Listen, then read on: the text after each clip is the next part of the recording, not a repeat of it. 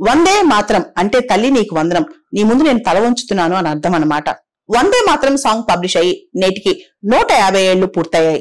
అయితే వందే మాత్రం గురించి తిరిగి మళ్ళా ప్రస్తావన 16 ఏప్రిల్ 1907లో జరిగింది. అంటే ఫస్ట్ టైం 1875 తర్వాత 1907లో అనమాట. 1907లో అప్పట్లో చాలా ఫేమస్ ఇంగ్లీష్ డైలీ ఉండేది.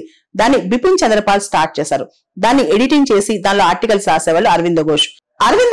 16 ఏప్రిల్ 1907 16 ఏప్రిల్ 1907లో వందే మాత్రం ఈ ఇంగ్లీష్ డైలీలో తన ఆర్టికల్ రాస్తూ సరిగ్గా 32 సంవత్సరాల క్రితం మనం చూస్తే గనక వందే మాత్రం దీన్ని బంకిం చంద్ర చటర్జీ గారు రాశారని చెప్పి ఆయన 1907లో అరవిందో ఘోష్ గారు ప్రస్తావించారనమాట. అంటే కరెక్ట్ గా 1907 నుంచి మనం బ్యాక్ వెళ్తే గనక 1885 32 ఇయర్స్ క్రితం అని చెప్పి దానిలో కూడా దీన్ని కొరాబరేటివ్ ఎవిడెన్స్ గా వాడుతుంటారనమాట. అంటే 1885 నవంబర్ 7th రోజు వందే మాత్రం రాశారని చెప్పొచ్చు.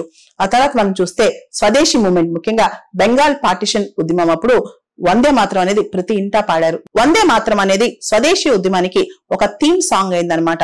ఆ తర్వాత అనేక మార్లు మనం చూస్తే బంగదర్శన్ ఏదైతే బంకిం చంద్ర చటర్జీ గారి మ్యాగజైన్ ఉందో దానిలో ఒక సిరీస్ లాగా ఆనంద్ మఠ్ నవల్ రాశారనమాట.